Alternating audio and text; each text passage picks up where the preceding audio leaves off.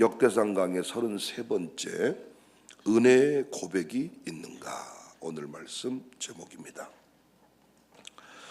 다윗은 나이가 많아 늙어 죽게 되었을 때 이스라엘의 모든 지도자들을 불러 모아놓고 자신이 생각하는 가장 중요한 부탁을 하게 됩니다. 그것은 모든 백성들이 힘을 모아서 하나님의 성전을 건축해야 된다는 내용이었습니다. 1절, 다윗이 이스라엘 모든 고관들을 곧 각 지파의 어른과 왕을 섬기는 반장들과 천부장들과 백부장들과 및 왕과 왕자의 모든 소유와 가축의 감독과 내시와 장사와 모든 용사를 예루살렘으로 소집하고, 이에 다윗 왕이 일어서서 이르되 나의 형제들 나의 백성들아 내 말을 들으라. 나는 여호와의 언약궤 곧 우리 하나님의 발판을 봉안할 성을 건축한 마음이 있어서 건축한 재료를 준비하였으나 하나님이 내게 이르시되 너는 전쟁을 많이 한 사람이라 피를 많이 흘렸으니 내 이름을 위하여 성전을 건축하지 못하리라 하셨다. 성전 건축에 관하여 마지막으로 이야기를 합니다. 다윗은 이스라엘의 2대 왕으로 말씀의 통치 체제를 세운 왕이었습니다. 이스라엘의 초대 왕이었던 사울은 말씀 통치에 관심이 없었어요. 오히려 사울 왕은 인간적인 방법으로 나라를 다스리고자 했습니다. 하지만 블레셋을 넘어서지 못하고 어떤 외연적인 확장도 없고 하나님 보시기에 심히 좋은 나라가 되지 못했습니다. 다윗은 달랐지요. 다 버리고 나 다 팽개치고 오직 말씀을 붙들었고 하나님 뜻대로 행하겠다 결단을 하고 몸부림쳤더니 하나님이 이스라엘에 부흥을 주셨습니다. 부흥이 시작되니까 나라가 강력해집니다. 이게 부흥의 힘입니다. 부흥이 임하니까 모든 대적을 멸할 수가 있었습니다. 여러분의 힘으로 대적을 멸할 수 없지만 부흥을 주시면 하나님이 부흥의 때에 그 모든 것들을 다 이루실 줄로 믿습니다. 영토 확장도 부흥의 때 이루었습니다. 그래서 다윗은 이 부흥의 역사가 계속 흘러가기를 원했어요. 그래서 다윗이 통치하는 중에 언약궤를 이스라엘로 옮겼습니다. 끝까지 하나님의 뜻대로 행하겠다는 의지의 표현이었습니다. 대부분의 사람들이 왕이 되면 달라지죠. 돈 벌면 달라지죠. 힘이 생기면 달라지죠. 청와대에 들어가면 달라지죠. 들어가기 전까지는 그렇게 겸손했던 사람이, 그렇게 착했던 사람이 달라집니다. 그런데 다윗은 끝까지 말씀이었습니다. 편질되지 않았어요. 끝까지 말씀이었습니다. 끝까지 은혜였습니다. 사랑하는 여러분, 우리가 올 한 해도 만사를 제치고 나라가 아무리 어려워도 하나님의 뜻을 붙잡고 사명을 붙잡고 몸부림칠 때 우리 위에 은혜가 부어질 줄로 믿습니다. 은혜가 부어지는 그 자리가 부흥의 자리입니다. 다윗이 지금 한자리에 모이게 한 이스라엘의 대표들이 바로 이 부흥의 주역들이었습니다. 이 사람들이 방백, 천부장, 백부장, 환관들이었지만은 직책과 상관없이 다 하나님의 말씀에 헌신된 자들이었고 간증을 가진 자들이었어요. 다윗은 이 사람들을 나의 형제라고 부릅니다. 나의 형제, 나의 백성. 2절에 이제 다윗 왕이 일어나서 이르되 나의 형제들 나의 백성들아 내 말을 들으라. 저는 다윗이 함께한 자들에게 나의 형제, 나의 백성 충분히 이해가 돼요. 하나님 나라의 부흥은 건물을 통해 주시는 것이 아니라 사람을 통해서 주십니다. 우리의 부흥도 마찬가지입니다. 하나님이 세우신 우리 장로님들을 통하여, 우리 양육사들을 통하여 이 교회가 부흥한 거예요. 제가 정말 잘한 일 중에 하나가 건물 많이 세운 게 아니라 제가 우리 장로님들을 목양장으로, 제가 우리 양육사들을 다 세운 것. 15 양육사 부부를 세워서 훈련한 것. 하나님의 나라는 사람을 통해서 부흥이 일어나지, 사람을 세운 것. 우리 샬롬 속골 친구들을 제가 이렇게 새벽 예배자로 세운 것, 이건 누가 뭐라 그래도 하나님 앞에서 윤영아, 백목사야, 너는 정말 잘한 일이 있으니 15가정을 구별된 양육사로 세운 것이니라. 샬롬 스쿨을, 그 어린 친구들을 새벽 예배자로 세운 것이니라. 하나님 나라의 부흥은 사람을 통해서 오는 것. 그런데 다윗은 그 위대한 통치가 계속 이루어지기 위해서 하나님의 말씀과 더불어서 성전이 필요하다고 생각했습니다. 정확한 판단입니다. 이스라엘에게 주신 하나님의 특별한 보물이 하나님의 말씀과 성전이었어요. 문제는 하나님이 다윗에게 성전 건축을 허락하지 않았다는 겁니다. 다윗에게 돈도 있고 열정도 있고 실력도 있었는데 하나님은 다윗에게 성전을 건축하지 마라, 하나님이 막으셨어요. 여기서도 우리는 또 배울 게 있지요. 주의 일을 할 때 항상 감사해야 됩니다. 돈 있다고 열정 있다고 쓰임받는 것이 아니, 하나님이 허락해야 이 자리에 나올 수가 있습니다. 하나님이 허락해야 오늘 또 특송할 수 있습니다. 특송 순서가 나와도 병원에 입원해 있으면 그 자리를 못 지킵니다. 오늘 또 못 일어나면 이 자리에 못 나옵니다. 주님이 오늘 새벽에 오시면 어찌할 거야? 오험에 계속 나왔는데 오늘 새벽만 못 나왔네. 소용없어. 하나님이 은혜를 주셔야만 모든 일을 감당할 수가 있습니다. 그래서 항상 뭐 해야 돼요? 감사해야 돼요. 다윗에게는 이 감격이 있었어요. 왜냐? 이스라엘의 왕이 될 자격이 없었어요. 오르드라 대통령들도 이런 마음으로 살았다면 다 승리했을 겁니다. 왕이 될 자격이 없는 내가 이 자리에 섰습니다. 다윗에게 이 고백이 있었어요. 우리 양육사들이 이 고백만 있으면 절대로 기도의 자리에 빠질 수가 없어요. 성질 낼 수가 없습니다. 다윗은 왜 이런 고백을 했냐? 목동 출신이었고 그의 아버지는 유다 지파 중에서도 별 볼 일 없는 사람이었습니다. 가문으로 치자면 왕이 될 수가 없는데 하나님이 그냥 다윗을 왕 삼겠다 하니까 왕이 됐어. 이것이 뭐라고요? 은혜라고요. 은혜라고요. 술라미가 예뻐요, 안 예뻐요? 우리 공부했지만 예뻐요, 안 예뻐요? 형편없는 얼굴이라니까. 근데 그 집 신랑이 솔로몬이니까 끝나버린 거예요. 여러분, 우리 교제자분들 얼굴 예뻐요, 안 예뻐요? 여러분 예뻐요, 안 예뻐요? 예쁘시죠? 근데 여러분 남편이 옆에 있는 분이랑 문제인 거예요.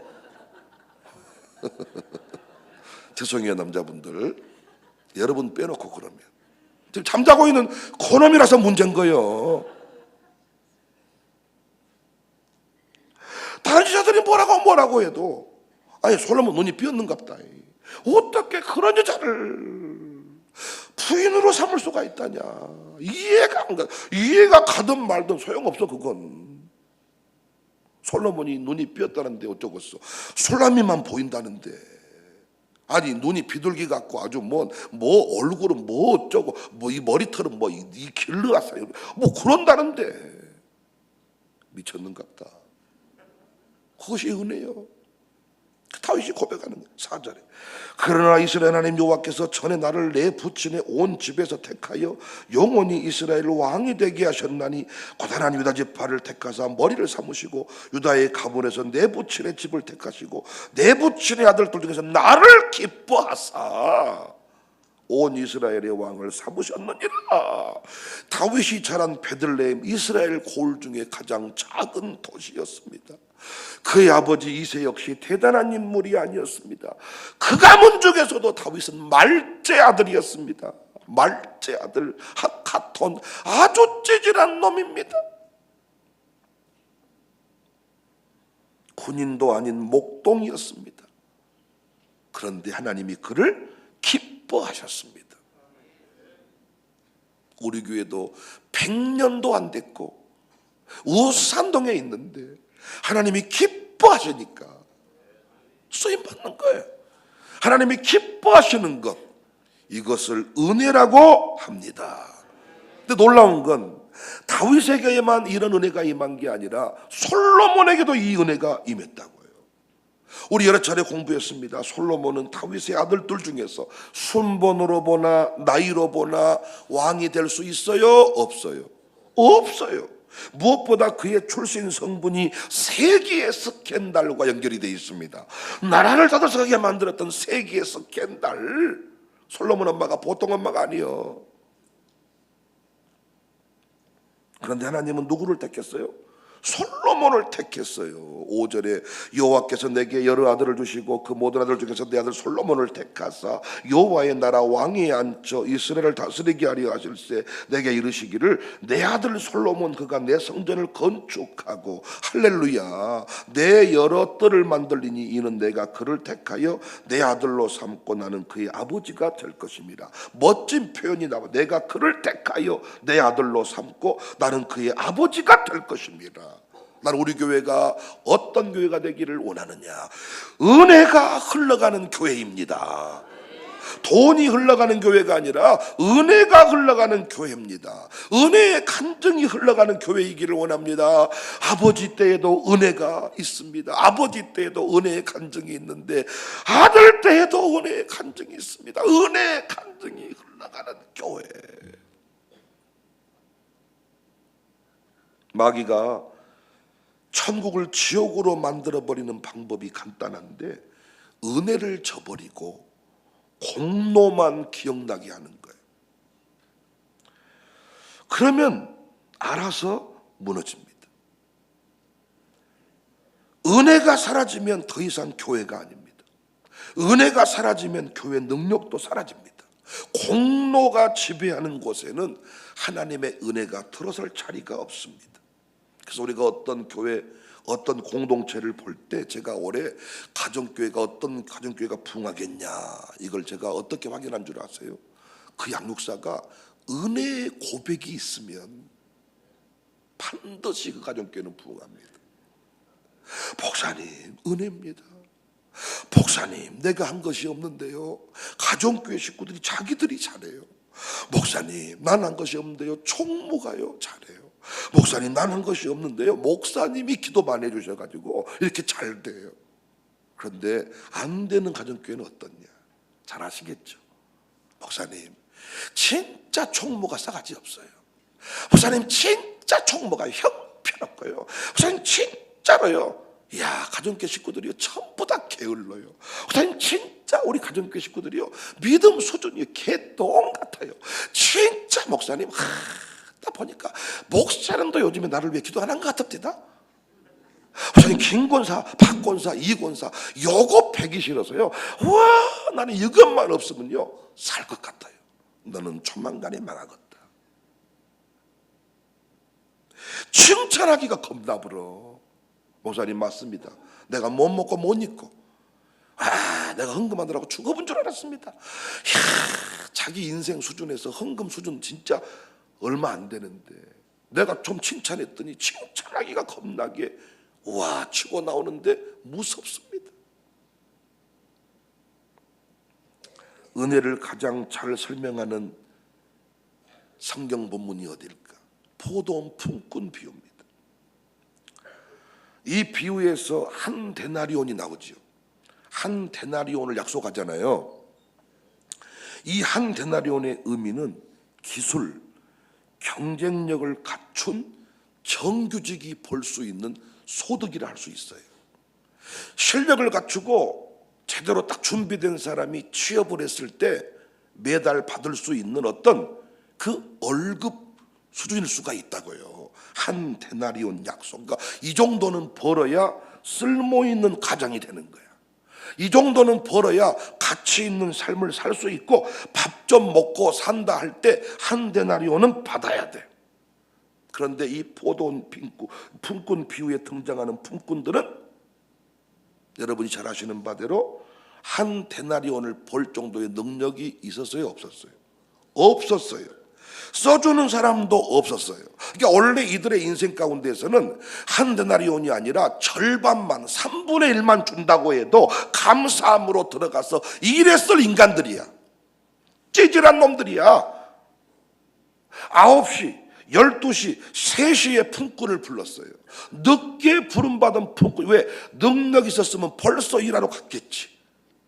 찌질한 놈이니까 못 났으니까 놀고 먹고 있다가 9시에, 12시에, 3시에 불렀잖아요. 늦게 부른 놈일수록 더 부족, 더 연약한 사람, 학벌도 없는 사람, 능력도 없는 사람, 인품도 없는 사람, 더 부족한 인간들이에요. 최악의 인간은 어떤 인간이냐? 오후 5시에 부름받은 인간이에요. 완전히 루저예요. 완전히 진짜 무능한 놈이요. 지방 안에서도 내놓은 놈이요. 근데 포도원 주인이 모두에게 한 데나리온을 약속해. 자격증도 없고 대학을 나온 적도 없고 거기에 뭐 응시해 본 적도 없는데 세상에 찌질한 놈이고 내 스스로 열등감 충만하고 집구석에서도 인정받은 적이 없는 이런 인생들한테 뭘 약속해요? 한 데나리온을 약속해요. 그러니까 모두에게 주어진 은혜지요. 그러니까 이 밭은, 이 포도원은 어때요? 모두가 다 충만한 은혜를 받은 포도원이지요. 은혜가 풍성한 하나님은 오늘 또 우리에게 주셨다고 아주 어이 김 권사님, 박 권사님, 이 권사님 어이 은혜 하고 살아야 될 밭이 아니에요. 천국을 옮겨놓은 곳이 있다면 이 밭이겠지요. 근데 문제는 1시간 일한 사람한테도 한 데나리온을 주겠다는 거예요. 그랬더니 먼저 온 놈이 화를 내면서 어찌 그리할 수가 있겠냐고. 이때부터 말이 싹 바뀝니다. 은혜로가 아니라 자기 수고와 더위를 견딤. 못 입고 못 먹고 못 쉬고 내가 떼약볕에서 머리 벗겨지도록 일했습니다. 자기 더위가 나오고 자기 더위 견딤이 나오고 자기 수고가 나오고 내가 이 교회를 섬길 때 어쩌고 저쩌고 이러면서 은혜는 사라져버리고 공로만 드러냅니다. 여러분, 교회가 여러분 가정교회에 돈을 줄 이유가 있습니까, 없습니까? 가정교회 회비 내라 그랬더니 비싸다 그랬다면서. 회비가 비싸다고. 회비 3만 원 내놓고 1년 동안 가정교회에서 받아먹은 게 여러분 얼마인 줄 아세요? 내가 유치하게 계산 한번 해드릴까요? 어떤 분이 그래도 그분은 나는 참 정직한 그래도 살아있다고 생각해. 감사한 그 10,000원 해놓고 교회에서 밥 얻어먹고 온종일 또 뭐 가정재단 예배 드렸다고 또 상금 받고 한 것에 비하면 너무 싸지 않냐고. 그래도 인간적으로 그렇게 그래 어떻게 해도 은혜를 고백해 보려고 한 사람이 있더라. 교회가 우리에게 준 것은 모두가 다 은혜인데 어느 순간 안 준다고 성질내. 내가 이 교회에 못 먹고 못 입고 섬겼다나. 담임 목사에게 그 의식이 제일 큰 것 같아. 개척한 목사님한테 못 먹고 못 입고 견딤, 추위 견딤, 더위 견딤. 그러니까 은혜라는 의식은 사라져 버리니까 그때부터 지옥이 돼 버려요. 난 여러분 자식 앞에 여러분이 못 먹고 못 입고 너를 키웠다 이런 소리 안 했으면 좋겠어. 나는 너에게 한 것이 별로 없는데 하나님이 다 해줬어요. 진짜 나는 내가 너한테 해준 것이 없다. 학원도 못 보냈다. 미안하다. 그런데 하나님이 너 다 키워줬어요. 그 은혜의 고백이 있는 집이 천국입니다. 천국. 은혜의 고백이 넘치는 양육사. 아니 돌아보면 루저거든. 자기가 자기를 잘 알거든. 자기 부인도 자기 남편 인정 안 했거든. 자기 부모도 인정 안 했거든. 그런데 교회가 자기를 양육사로 세워줬으면 평생 갚아도 빚진 자 되어 라고 감사를 해야 될 텐데 이를테면 교회가 이번에도 차가 여러 대 움직였거든요. 제가 차를 배정을 했는데 이를테면 이 새 차를 안 주고 썩은 차를 줬다고 누가 성질 냈다고 칩시다. 요 놈이 썩을 놈이야. 아니 썩은 차면 어떻고 새 차면 어떻고 솔라티면 어떻고 버스 타고 오라면 어쩌. 네 가정교회는 버스 타고 와. 차가 부족하다. 그래도 거기에 끼워준 것만도 영광이 돼야 될 텐데 그러려면 안 가볼란다. 아니 내가 어떻게 이 교회를 섬겼는데 버스 타고 오라 그래? 난 안 간다. 이야 우리 목사님은 항상 저런 식이다. 누구누구는 챙겨주고 나는 이러고 이렇게 가버리니까 천국이 사라져버리는 은혜의 비밀을 몰라. 돈 놓고 돈 먹기로 하나님 섬긴 것 같아. 30만 원 섬겼으니까 30배 곱하기 이렇게 해서 얼마가 나오기를 원하고 기대했는데 안 나오면 성질내는 이런 모습. 초라하기 짝이 없습니다. 우리 모두는 성질낼 이유가 단 하나도 없는 사람인 줄로 믿습니다. 다윗의 가문과 같은 정말 무명의 가문에서 우리를 부르셨고 우리 청사교회도 광주 땅에서 쓰임받을 이유가 별로 없습니다. 정말 역사와 전통을 따져보건대 아직도 우리는 40년대 밖에 안 됐어. 한 100살은 먹어야, 제가 이렇게 일을 해보니까 100살은 먹어야, 100년은 돼야. 좀 먹어줘 말을. 100살. 근데 우리가 지금 40대 됐는데요 100살 먹은 사람들하고 맘먹고 있습니다. 100세랑 맘먹고 있다고. 하나님이 귀히 여기시면, 하나님이 쓰시겠다고 하면, 하나님이 기쁘시게 여기면 나이를 넘어설 수 있습니다.